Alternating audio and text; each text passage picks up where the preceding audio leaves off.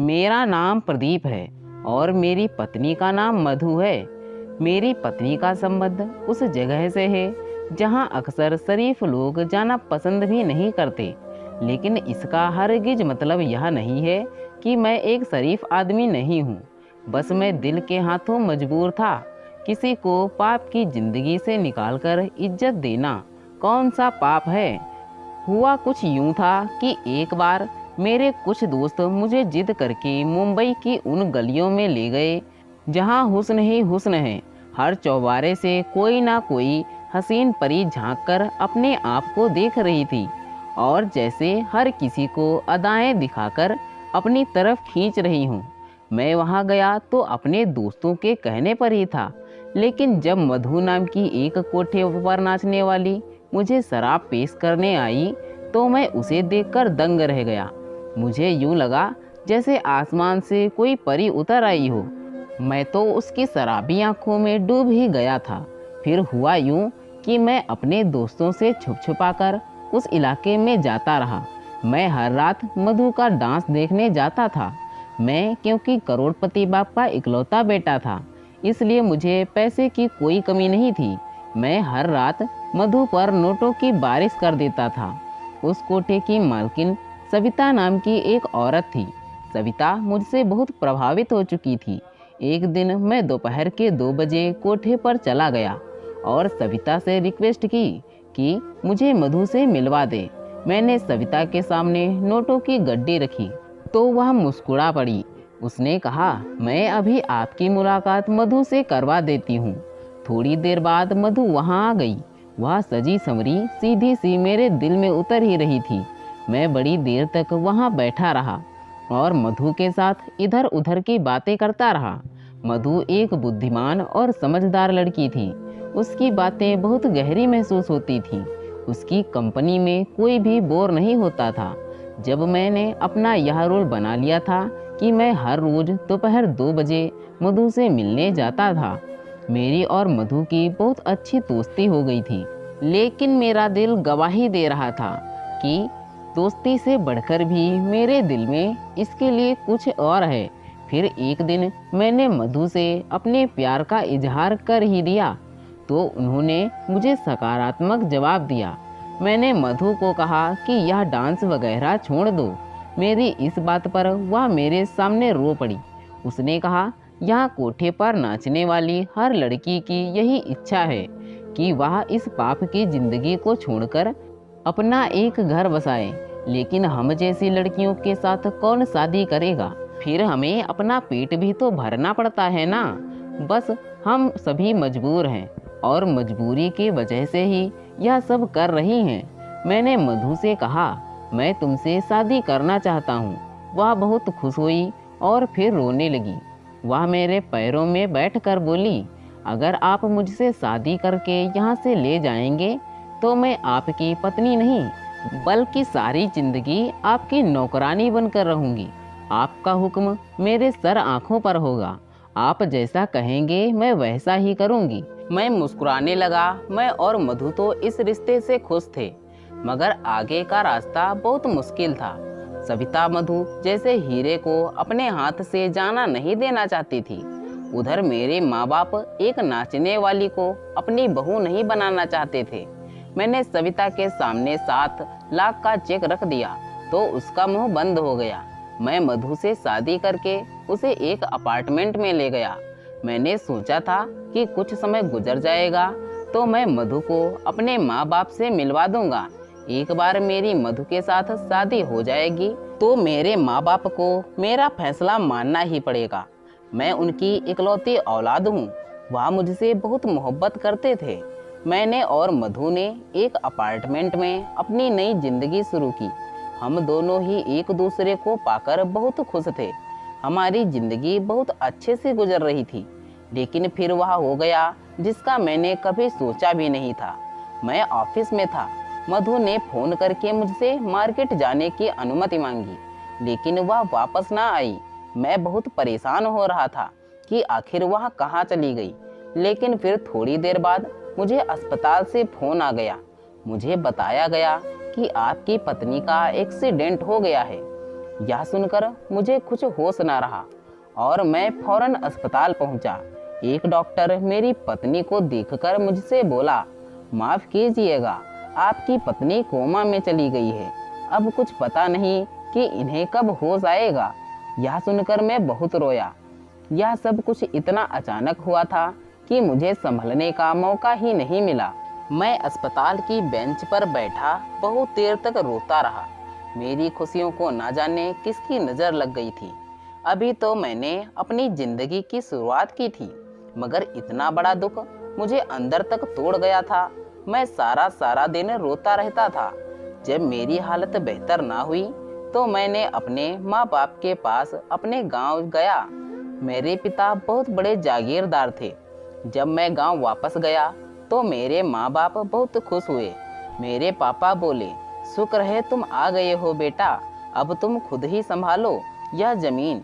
मेरी बूढ़ी हड्डियों में अब इतनी ताकत नहीं रही कि मैं इन ज़मीनों की रखवाली कर सकूं। मैं अपने पिता के गले लगकर रोने लगा। मैंने अपने माँ बाप को बताया कि मैंने मधु के साथ छुपकर शादी कर ली है। हमारी शादी को अभी 2 महीने ही गुजरे थे कि उसका एक्सीडेंट हो गया और अब वह कोमा में है। माँ और पिताजी मेरी बात सुनकर बहुत परेशान हो गए। मैंने पापा को अपनी मजबूरी बताई कि मैं मधु को अस्पताल में अकेला नहीं छोड़ सकता। मैंने उनसे मधु की सेहत के लिए भगवान से प्रार्थना करने को कहा और उनसे वादा किया कि जब मधु ठीक हो जाएगी तो मैं गांव वापस आ जाऊंगा। मेरे माँ पिताजी इस बात पर तैयार हो गए और फिर मैं वापस शहर लौट गया। मधु 2 हफ्तों से कोमा में थी। मैं हर दिन अस्पताल की बेंच पर घंटों बैठा रहता, लेकिन मुझे डॉक्टर मधु से मिलने ना देते थे। वह कहते थे कि मरीज के पास हम किसी को भी ज़्यादा देर तक नहीं छोड़ सकते। डॉक्टर मुझे हर रोज 10 मिनट के लिए मधु के पास जाने देते थे। मैं मधु के पास रहने के लिए डॉक्टर की खुशामद करता रहता। मुझे जैसे ही इजाज़त मिलती तो मैं रो रो कर मधु से कहता, मधु तुम ठीक क्यों नहीं होती हो? मधु तुम जल्दी से ठीक हो जाओ, मैं तुम्हारे बगैर नहीं रह सकता। मुझे लगता था जैसे वह मेरी बात सुन लेगी और वह ठीक हो जाएगी। मैं उसे बस इतना ही कहता रहता था, मधु तुम जल्दी से ठीक हो जाओ। मैंने माँ पिताजी को भी मना लिया है, लेकिन वह ना उठती थी और ना कुछ बोलती थी।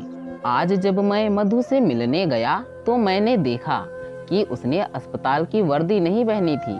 यह बात मेरी बिल्कुल भी समझ में नहीं आई थी कि अस्पताल वाले अपने पास से कपड़े लेकर उनको सिलवाकर मरीज को पहनाते थे। फिर मैंने देखा कि मधु के चेहरे पर मिटे मिटे से मेकअप के निशान भी होते थे।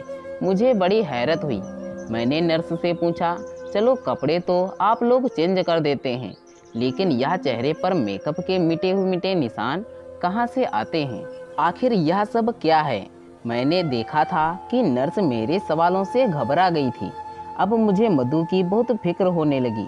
मुझे डर सा लग रहा था कि कहीं उसके साथ कुछ गलत तो नहीं हो रहा। इसलिए मैंने सोच रखा था कि अब उस अस्पताल की असलियत जानकर ही रहूँगा। मैंने उस अस्पताल के बारे में बहुत छानबीन की, मगर हर तरफ से बहुत अच्छा जवाब मिलता था। लेकिन फिर मेरी पत्नी के साथ क्या हो रहा था? मैं शाम को जब मधु से मिलकर आता तो वह आराम कर रही होती और उसके चेहरे पर किसी तरह का कोई मेकअप नहीं होता था। लेकिन जब सुबह ऑफिस जाने से पहले मैं मधु को देखने आता तो उसके कपड़े भी चेंज होते और उसके चेहरे पर मेकअप के निशान भी होते। अब मैंने इरादा कर लिया था कि रात को घर ही नहीं जाऊंगा और खुद ही देखूंगा कि आखिर यह सब क्या हो रहा है। मैं सारी रात बाहर कुर्सी पर बैठा रहा, क्योंकि मुझे डॉक्टर ने मधु के पास जाने की इजाज़त नहीं दी थी। मैंने सारी रात जासूसी करते हुए गुजारी थी, मगर कुछ भी ऐसा नहीं हुआ जिस पर मेरा शक हो। एक नर्स रात में 3-4 बार सारे मरीजों को चेक करके जाती थी। वहीं मधु के कमरे को भी चेक करके जाती थी, तो मुझे सुकून मिल जाता था। अब जब मैं सुबह कमरे में गया तो मधु के कपड़े फिर से बदले हुए थे और उसके चेहरे पर मेकअप के निशान भी मौजूद थे। अब मुझे बहुत हैरानी होने लगी, इसलिए मैंने कुछ और करने का सोचा। मैंने अस्पताल के एक जूनियर डॉक्टर को अपने साथ मिला लिया था और उसे भारी रकम देकर राजी कर लिया था। अब मुझे रात का बेसब्री से इंतजार था। जैसे ही रात हुई, मैंने उस जूनियर डॉक्टर की ड्रेस पहन ली। मुझे मधु के कमरे में जाने से कोई भी नहीं रोक रहा था। पहले तो मैंने जैसे ही मधु के कमरे की तरफ कदम बढ़ाया, एक नर्स भागकर मेरे पास आई और मुझे अंदर जाने से रोकने लगी। मैं उसके जाने के बाद आराम से मधु के कमरे में चला गया, मगर यह क्या, मेरे तो कदमों तले से जमीन ही निकल गई, क्योंकि मधु का बेड तो खाली था। वहाँ तो मधु का नामो निशान भी नहीं था। मैं बहुत परेशान हो गया और सोचा कि आखिर मधु कहाँ जा सकती है। मैं वैसे ही बाहर निकल आया। मैंने जूनियर डॉक्टर से मधु के बारे में पूछा तो उसने मना कर दिया। मैं अपने चेहरे पर मास्क लगाकर उस नर्स के पास गया जो मधु के कमरे के बाहर चक्कर लगाती थी। मैंने उससे पूछा कि इस कमरे का मरीज कहाँ है, तो वह बोली जहाँ रोज जाती है, आज भी वही गई होगी। मुझे लगा कि मैं ज़्यादा कुछ भी नहीं सुन पाऊंगा। मैंने धड़कते दिल के साथ उस नर्स से पूछा आखिर वह कहाँ जाती है, तो नर्स मुस्कुराकर बोली ज़्यादा होशियार मत बनिए, आप भी तो सब जानते हैं, मुझे क्यों फंसा रहे हैं, अपना हिस्सा आप भी तो ले रहे हैं ना। यह सब मेरे लिए बर्दाश्त से बाहर हो रहा था। मैंने जूनियर डॉक्टर की वर्दी उसे वापस कर दी और खुद अपने कपड़े पहनकर वापस अस्पताल की बेंच पर जा बैठा। मैंने पलक तक नहीं झपकी। मैं देखना चाहता था कि आखिर मधु कहाँ से वापस आएगी, लेकिन सुबह के 9 बज गए, मधु अस्पताल नहीं आई। एक नर्स मेरे पास से गुजरी तो मैंने उससे कहा मैं अपनी पत्नी से मिलकर ऑफिस जाना चाहता हूँ। तो वह बोली जी आप जाकर मिल लें, आपके पास 10 मिनट हैं। मैं इजाज़त मिलते ही बड़ी तेजी से मधु के कमरे में दाखिल हुआ। मधु अपने बेड पर मौजूद थी। उसने आज फिर से कपड़े चेंज किए हुए थे और हर रोज की तरह उसके चेहरे पर मेकअप के निशान थे। अब मुझे समझ में सारा मामला आ चुका था। मुझे मालूम हो चुका था कि जो कोई भी मधु को रात में बिस्तर से अगवा करता है, वह उसको अस्पताल के पीछे दरवाजे से लेकर जाता है। इसलिए मैंने यही फैसला कर लिया था कि मैं अब अस्पताल के पीछे दरवाजे की निगरानी करूंगा। मैंने अस्पताल वालों के साथ एक चाल चलने की कोशिश की। मैं मधु के कमरे में गया। वहां मैं 10 मिनट से ज़्यादा रुका था। मुझे पता था कि अब मुझे कोई डॉक्टर यहाँ से निकालने की ज़रूर आएगा, और मेरी सोच के मुताबिक 12 मिनट पर एक डॉक्टर उस कमरे में आया और बोला सर अब आपको यहाँ से जाना होगा, मरीज के पास ज़्यादा देर रुकना ठीक नहीं है। मैंने इस बात पर सर हिला दिया। डॉक्टर साहब, मैं 2-3 दिन के लिए अपने गांव जा रहा हूँ, इसलिए मैं अस्पताल के चक्कर नहीं लगा पाऊँगा। आपसे गुजारिश है कि आप मेरी पत्नी का ख्याल रखिएगा। किसी भी तरह की इमरजेंसी में मुझे कॉल करके बुला लीजिएगा। डॉक्टर ने मधु का ख्याल रखने के लिए मुझे यकीन दिलाया, तो मैं उनसे मिलकर अस्पताल से बाहर निकल गया, ऑफिस चला गया और शाम को जब ऑफिस से लौटा तो अपना भेष बदलकर चेहरे पर मास्क लगाकर अस्पताल के पीछे हिस्से में जाकर बैठ गया। मुझे थोड़ी ही देर गुजरी होगी जब मैंने कुछ ऐसा देखा जिसे देखकर मेरा दिल ही बैठ गया था। मधु अपने कदमों पर अस्पताल से बाहर निकल आ रही थी और फिर एक बड़ी सी गाड़ी में बैठकर चली गई। उस लम्हे मैं बहुत ही तकलीफ से गुजर रहा था। दुख दर्द परेशानी हर चीज ने मुझ पर हमला कर दिया था। दिल चाह रहा था कि मैं यहाँ बैठकर जोर जोर से रोना शुरू कर दूं, लेकिन मेरा मधु के पीछे जाना भी जरूरी था। इसलिए मैं मधु की गाड़ी का पीछा करने लगा। आज शायद मेरी जिंदगी का सबसे बुरा दिन था, जो मुझे सदमे पर सदमा मिल रहा था। मधु की गाड़ी का पीछा करते करते मैं वहां पहुंचा जहां से उसको निकालकर अपनी जिंदगी में लेकर आया था।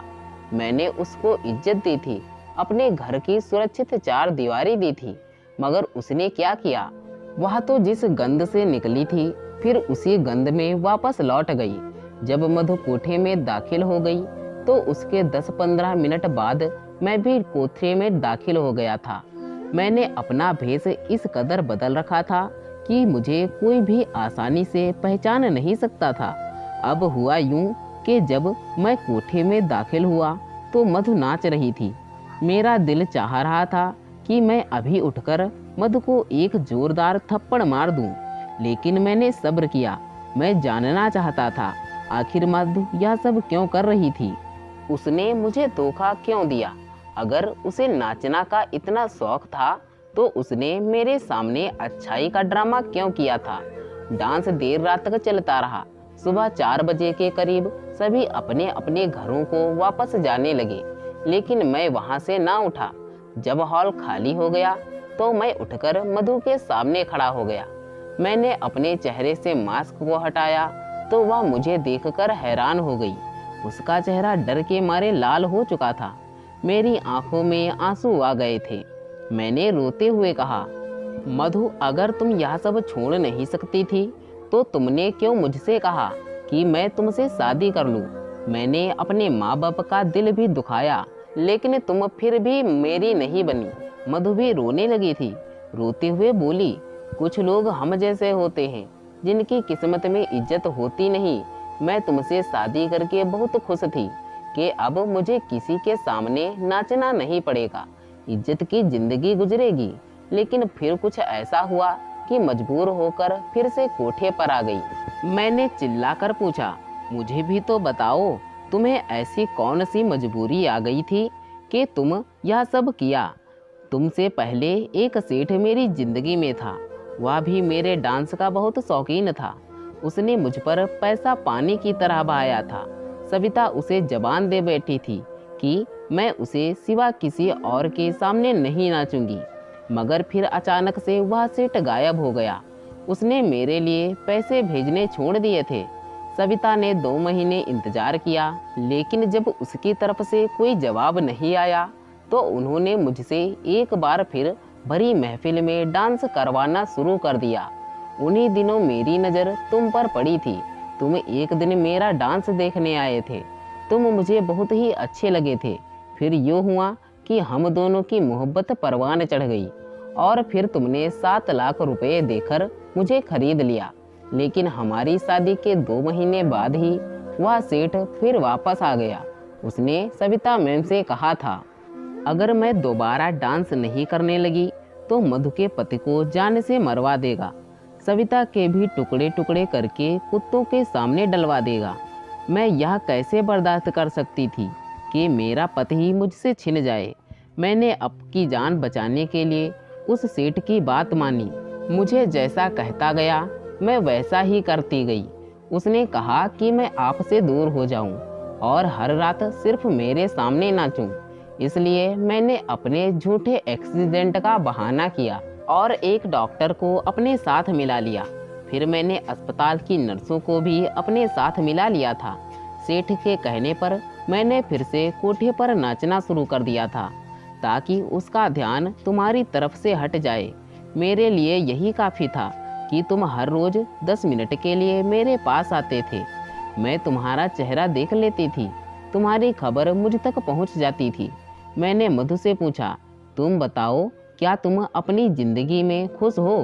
तो वह रोती हुई बोली, अब इज्जत की ज़िंदगी का मज़ा चख चुकी हूँ और अब मुझे यह मजबूरी की ज़िंदगी अच्छी नहीं लगती। मेरा दिल करता है कि सेठ फिर से कहीं गायब हो जाए और मैं तुम्हारी ज़िंदगी में वापस आ जाऊं। मैंने मधु के हाथ पकड़कर कहा कि मेरी एक बात तुम याद रखना, बाहर के लोग इस इंसान को ही तोड़ने में कामयाब होते हैं जो अपने घर वालों से बातें छुपाता है। अगर तुम सेठ वाली बात मुझे पहले बता देती तो मैं उसका कोई ना कोई हल निकाल लेता और तुम्हें भी इतनी परेशानी ना उठानी पड़ती।